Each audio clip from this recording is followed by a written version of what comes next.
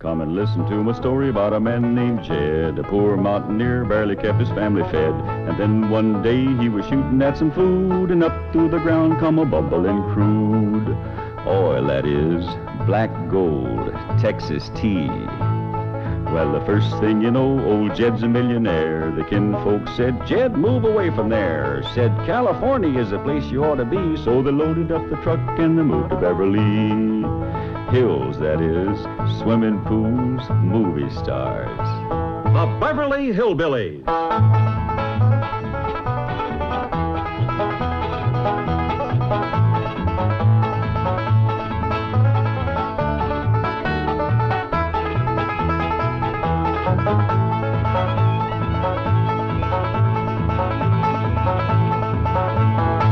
Come along and visit with the Clampett family as they take you to their mansion in the hills of Beverly. And when they do, you'll run into a friend of theirs you've met, that good old friend with filter blend, Winston cigarette. Winston tastes good like a cigarette should.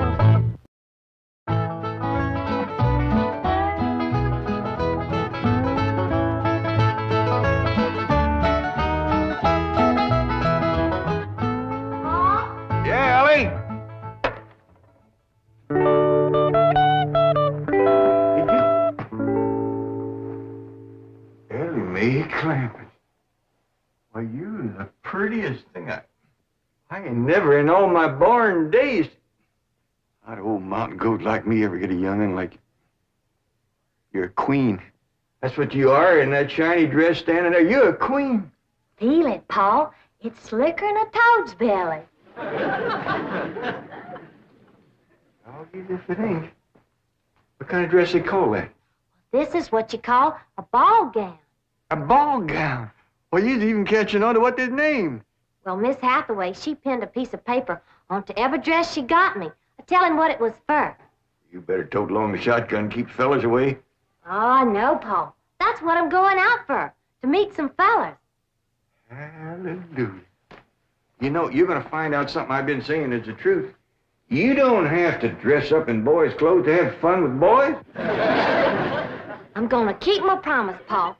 I ain't going to wear nothing but dresses for 3 whole days. And I'm going to keep my promise, too.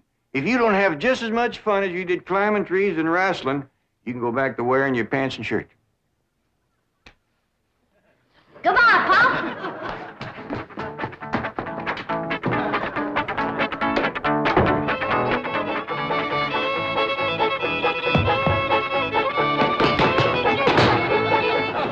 What you doing? Killing ants? Hey, this place ain't got no ants. I'll tell you something else it ain't got. That's me. I'm gonna pack up and go home. Wait a minute. Hold on there. This is home. Not to me it ain't. And for my part, they can give Beverly Hills back to the Indians. Or whoever else was fool enough to come here in the first place. Come on, let's go in here and sit down and we'll talk this whole thing over. You just got your back up because the police made us get rid of all our cows and pigs and chickens and stuff. Well, that didn't help none.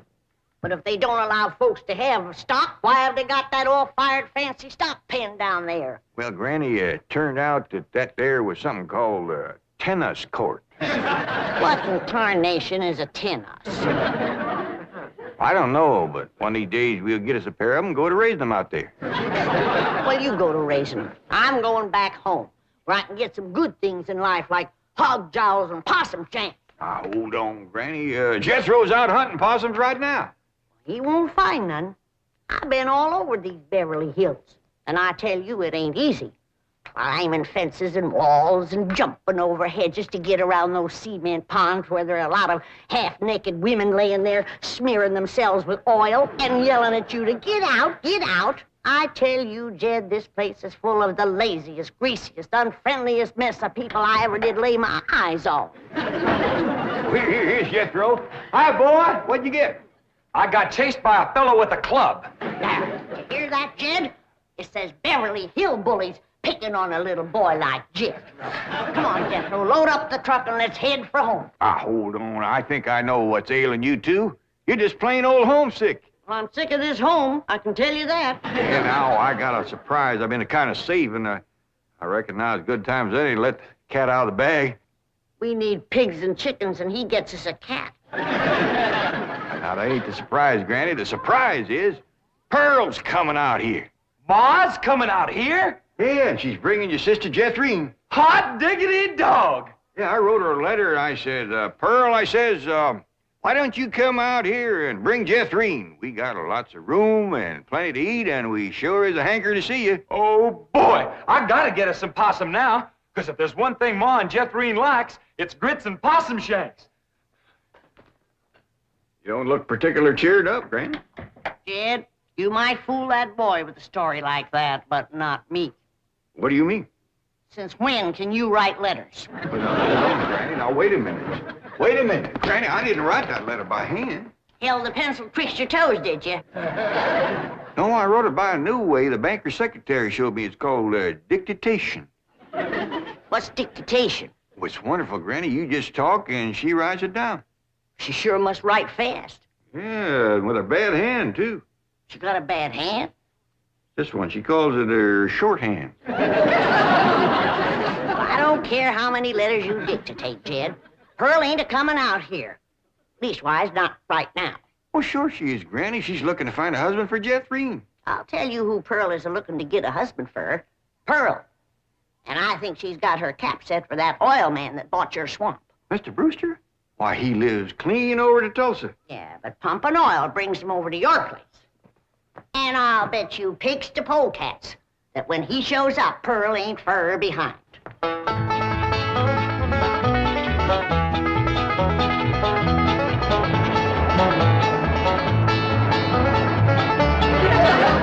There he is. Hold on, Jethrine.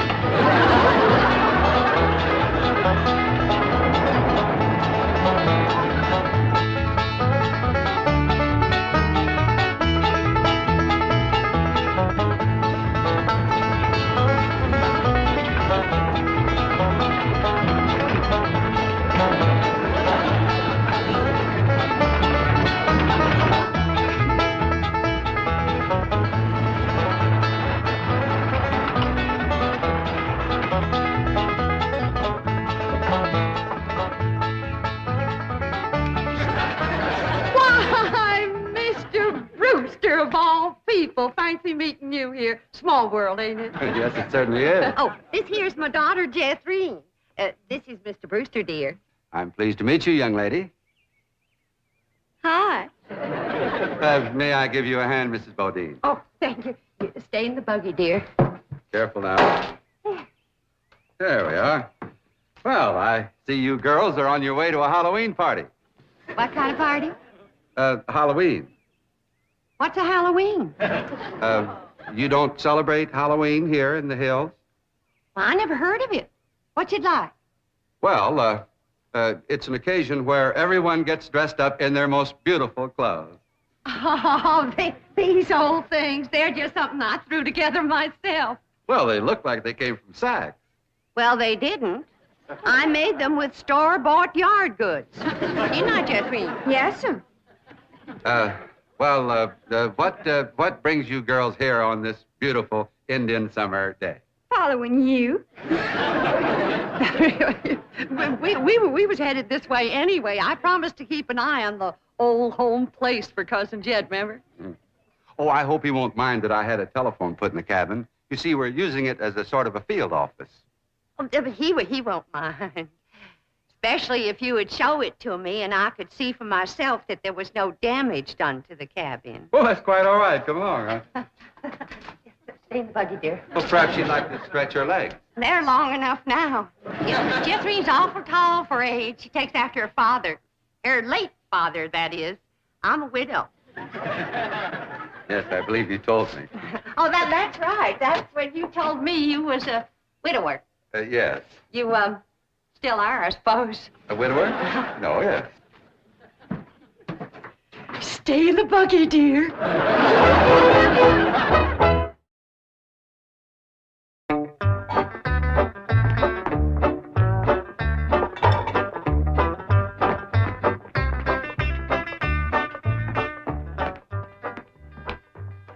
I'm going back where I should have stayed in the first place. Granny, Before you do something your lad will be sorry for, you better take another look around. See all the nice things we got here that you wouldn't have back home. Like what? Like this great big cooking room, for one thing. Why, you could take our whole cabin and put it right in this one room. Well, if you did that, I might stay. What about them big ice boxes? You got nothing like them back home? Didn't need 'em. Got nippy in the fall like the good Lord intended it to.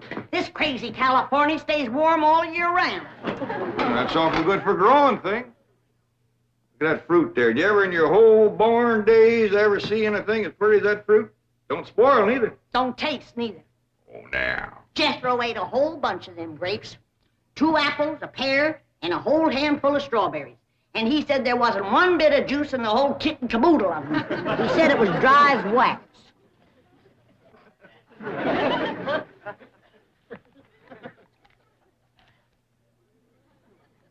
This is mighty dry and gummy. Maybe you ain't supposed to eat this fruit. That's the trouble with this miserable place. You ain't supposed to do nothing. You ain't supposed to have cows or pigs or chickens. You ain't supposed to fire up the still and make a little moonshine whiskey. Answer me, what can you do in this Beverly Hills? Well, you can do lots of things, Granny. Things you couldn't do back home. Name one. Well, you can call up your friends on the telephone. No, you can't. Why not? 'Cause we ain't got no friends, that's why not. There ain't been one neighbor come a-calling on us since we moved in here. Oh, so that's what's ailing you. Nobody's been coming to call. Well, now you got to remember what Pearl said. This here is Beverly Hills where the movie stars live. What's that got to do with it? What's that got to do with being friendly? Nothing. I just thought it might sidetrack you. Well, it didn't. Movie stars are people just like us, ain't they? Yeah, certainly prettier. Wouldn't it be worth waiting for if one of these days there come a knock on the door and we go to answer it, we open up the door and standing there would be Mary Pickford. Mary Pickford? Yeah, with the golden curls hanging down her back and her pretty little rosebud mouth saying friendly things like, howdy there, I'm Mary Pickford. What would you say to that? I'd say, who's Mary Pickford? That's right. Granny, she's America's sweetheart. You know that movie house where Pearl plays piano on Saturday nights? I heard of it. Well, she says little old Mary is everybody's favorite. Well, tell me this. If Mary Pickford moved in that little cabin down the creek from us back home, what would we do? Oh, we'd have gone calling and brought her over a mess of pone and skinned possum. Yeah. And has Mary Pickford brought us a mess of pone and skinned possum? No, she ain't. You gotta remember, Granny, she probably spends 4 or 5 hours a day just fooling with and combing that beautiful curls hanging clear down Uncle Jan! Well, hello, Jethro. What'd you get this time? I got arrested. Yeah. Policeman, he took my gun away. He said they don't allow hunting in Beverly Hills. That does it. That does it. Then he pointed to old Duke here. He said that dog had his rabies shot. And I said, no, sir, that dog ain't had nothing shot. I'm careful with a gun. What'd he say? He said, oh, wise guy, huh? So he put Duke and me in his police car. But we jumped out and run. Oh, is Ma and Jeff Reen here yet? No, and they ain't a-coming. Now, if you want to see your ma and your sis, you pack up that truck, and you and me will skedaddle back home where folks is friendly. Now, Granny. Oh, God, if she ain't the muleyest little woman. Granny, now, just a minute. Now, Granny, will you just let me say one thing? Well, you be quick, 'cause I got a long trip ahead of me. Granny, I know it ain't been easy for you out here. New things is always vexing, especially at your age, but I'm bound and determined to keep this family together. And if you go back to the hills, we's all going with you. I'm asking you please to stay. Not for my sake, but for Ellie Mae. Granny, what this place has done for her is a plain miracle. Why, that wild Injun has become a grand lady. I wish you could have seen her go out that door looking like a queen in a picture book. I tell you, I just wanted to sit down and bawl, the way you done when I married her ma. Now, she's just... She's out there now. Not just wait, Granny. Wait till you see.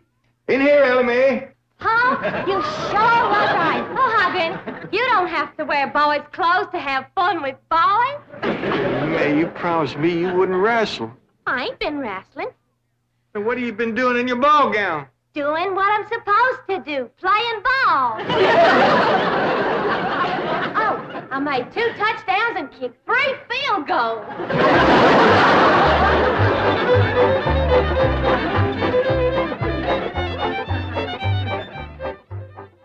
Well, your cousin certainly seems anxious for you to come to Beverly Hills, Mrs. Bodine.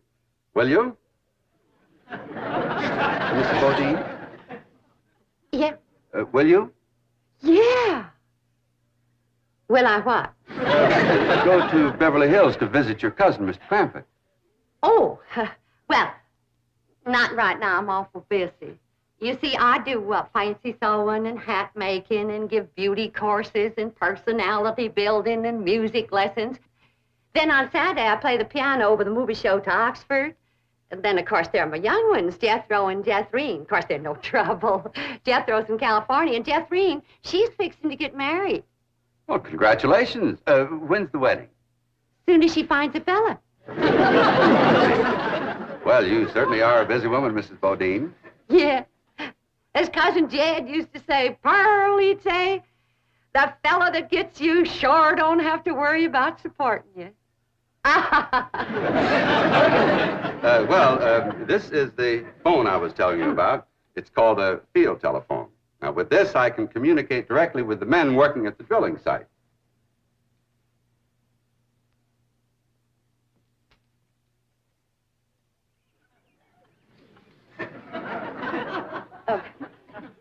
Any young men down there? Oh, yes. Any unmarried young men? I'm sure there are.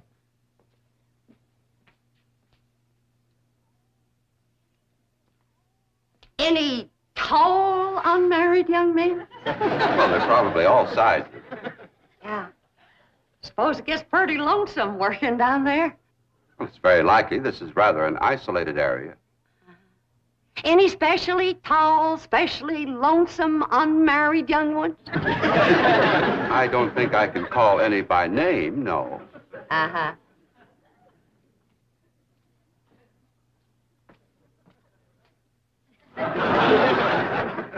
Well, I was just wondering.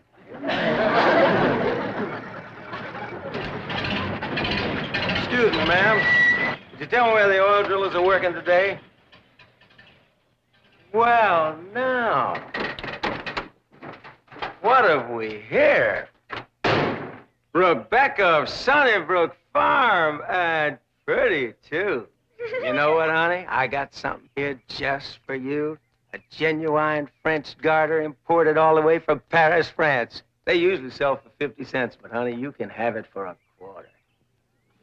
Listen, honey, I'm gonna be around a couple of days. You busy Saturday night? Well, you are now. And there's a dance over in Hooterville. Ooh-wee! I bet you're an armful of mama. I mean it, honey. I like big girls. You just do things to me. You carry me away. All right. Hey, what's going on here?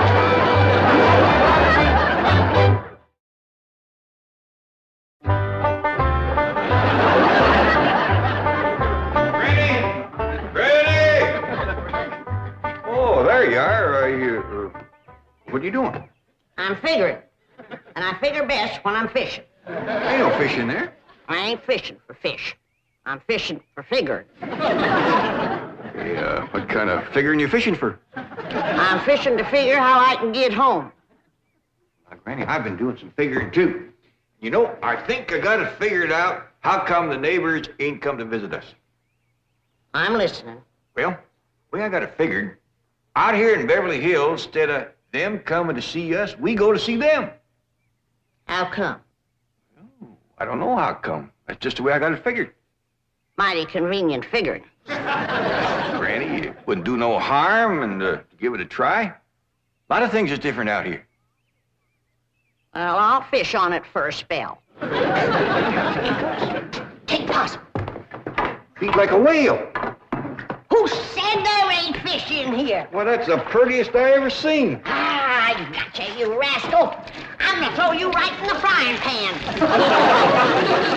This thing ain't nothing but skin. That's your Beverly Hills for you.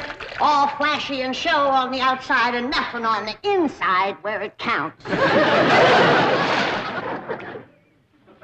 Fish and people is two different things. We're going to calling on our neighbors, and then we'll do our judging.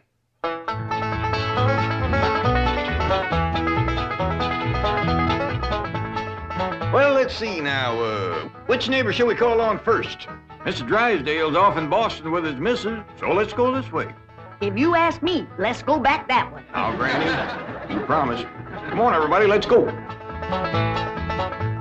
You reckon they'll give us a mess of pone or something, Pa? Or maybe some salted down possum. Probably so lie on us.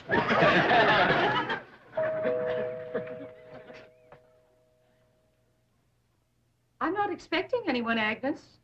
Oh, it's probably just them children playing trick-or-treat, ma'am. Hi, ma'am. We's the Clampets. You got something for us? Jethro. Aren't you rather big for this? Yes, ma'am, we are. In fact, I don't see how anybody gets through that little door. Just a minute. Come in. Come in and set a spell, as you folks stay up in the hill. Well, we, thank you. We got a lot of calls to make. But, this here is Granny. Howdy. Hello? I'm my daughter, Ellie. Oh. My nephew, Jethro. Oh. And I'm Jed. Hello, Jed. I'm Agnes. Just call me Aggie. Mighty nice place you got here, Aggie. Oh, shucks, 'tain't nothing but a heap of bricks, but we call it home. Well, sure is nice to meet up with you. Oh, well, now, wait just a minute. I got something for you. Wait a second. Here you go, Granny, and Ellie, that's you, and Jethro, you and Jed. Here. Yeah, thank you. That's mighty neighborly of you. And you must come and see us sometime. Yeah, we'll go hunting together. Hey, Aggie, you like to play football? Love it. Well, there's a whole bunch of fellas that plays in the pasture down the way a piece. And they'd like it just fine if I could bring some more girls along. Now, don't forget. Please, can we go out now? Not yet, children. Not till it gets dark.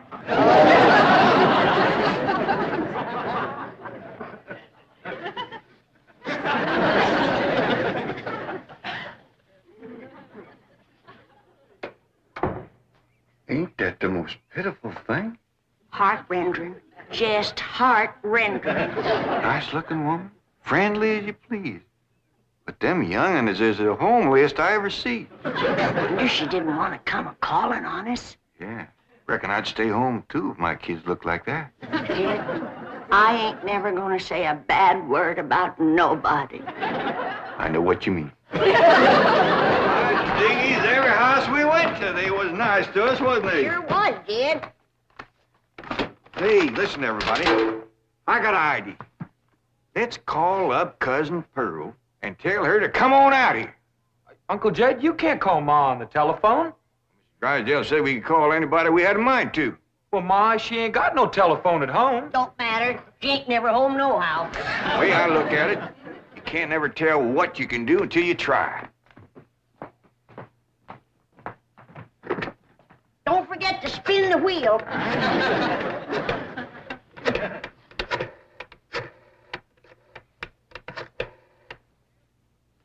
Howdy, ma'am. I want to talk to Pearl Bodine back in Oxford. That's right, operator. J.D. Clampett in Beverly Hills. Jed's sure gonna be surprised to hear me talking at him on this thing. Oh, they're ready to make the connection. Hello? Yeah, that you, Jed? You betcha it is. Hello, Pearl, you old rascal. What you doing down there? Huh, there ain't Pearl. This here's Ellie. Jethro talk in a minute, but first I want to say something. You gotta come out here to Beverly Hills and bring Jethrine. If she can't get a husband out here, there ain't no hope. You ain't never seen so many homely young'uns in all your born days.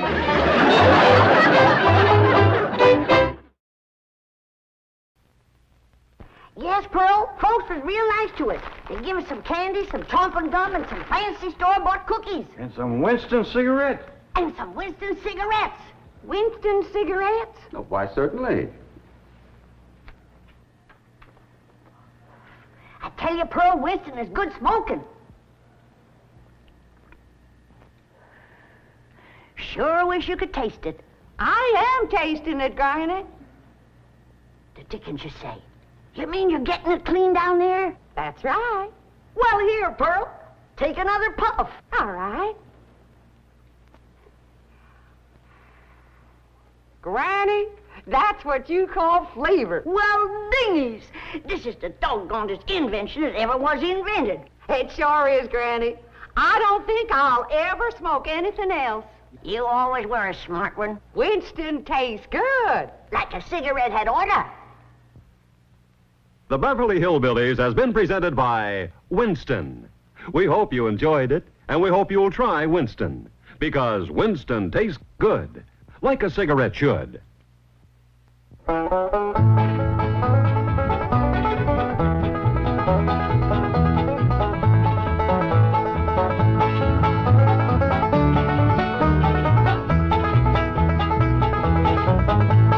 Now it's time to say goodbye to Jed and all his kin. And they would like to thank you folks for kindly dropping in. You're all invited back next week to this locality to have a heaping helping of their hospitality. Hillbilly, that is. Set a spell. Take your shoes off. You all come back now. Here. This has been a Filmways presentation.